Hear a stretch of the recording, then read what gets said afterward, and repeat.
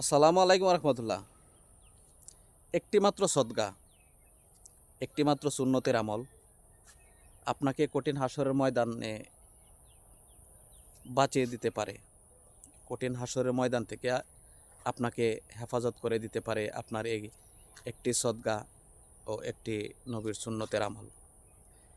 আমরা প্রতিনিয়তই আমাদের হাতের কাছে যে জিনিসগুলো থাকে সেগুলো থেকে কিন্তু আমরা ইচ্ছা করলে সেই আল্লাহকে রাজি খুশি করানোর জন্য সেই সদকাটুকু কিন্তু আমরা করতে পারি।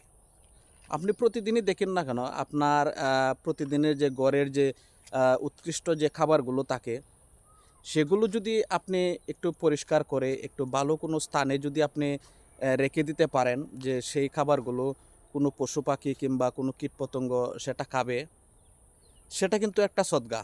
কারণ আল্লাহকে রাজি খুশি করানোর জন্য আপনি যে কোনো কাজই আপনি করতে পারেন।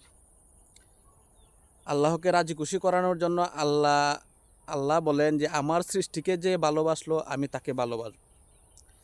তার জন্য আপনি যদি সেই চিন্তাটুকু আপনার মনের ভিতরে থাকে, কারণ আল্লাহ হলে যে কথায় আছে আপনার নিয়তে বরকত, আপনি যদি ভালো কোনো কিছু একটা চিন্তা করেন আর ভালো যদি কোনো কিছু মনের ভিতরে স্থান করেন, আল্লাহ কিন্তু সাথে সাথে কিন্তু সেটার নেকি কিন্তু দিয়ে দেন। আপনি যখন চিন্তা করবেন না আমি এই খাবারটুকু নষ্ট না করে ডাস্টবিনে না ফেলে দিয়ে আমি কোনো পশু পাখির জন্য আমি একটা নির্ধারণ করে দিব যে এই স্থান থেকে এগুলো খাবে, সেটা কিন্তু একটা বড় সদকা।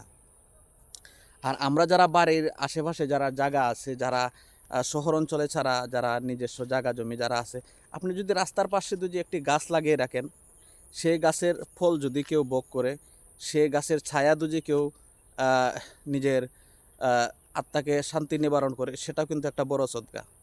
আপনি বাড়ির পাশে যদি কোনো বড় রাস্তা থাকে, সে রাস্তা দিয়ে যদি আপনি কোনো মানুষ যাতায়াত করে, আপনি সেখানে যদি খাবার কোনো পানির একটা ব্যবস্থা রেখে দেন, সেটাও কিন্তু একটা বড় সদকা।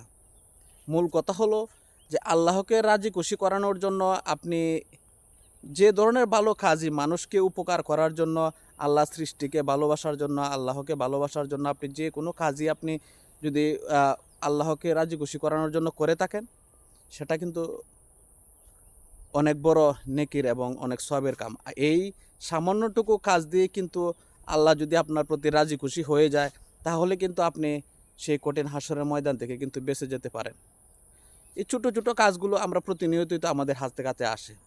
মানুষের উপকার করতে পারা যে কোনোভাবেই হোক, মানুষকে কথা দিয়ে, মানুষকে পথ দেখিয়ে, আপনার যে যেভাবেই পারেন, যদি অর্থ দিয়ে হয় অর্থ দিয়ে, যদি পরিশ্রম দিয়ে হয় পরিশ্রম দিয়ে, যদি কাউকে শারীরিক পরিশ্রম দিয়ে সহযোগিতা করা যায়, কারো একটা জিনিস এগিয়ে দিলেন, এসব বিষয়গুলো নিয়ে যদি আপনি সবসময় ভালো চিন্তা রাখেন যে না আমি প্রতিদিন একটি করে ভালো কাজ করব আল্লাহকে রাজি খুশি করানোর জন্য, এই একটি প্রতিদিনের একটি কাজই কিন্তু আপনাকে কঠিন হাসরের ময়দান থেকে আপনাকে নাজাত দিয়ে যেতে পারে। তাই সবসময় আল্লাহকে রাজি খুশি করানোর জন্য ভালো কিছু করার চেষ্টা করবেন।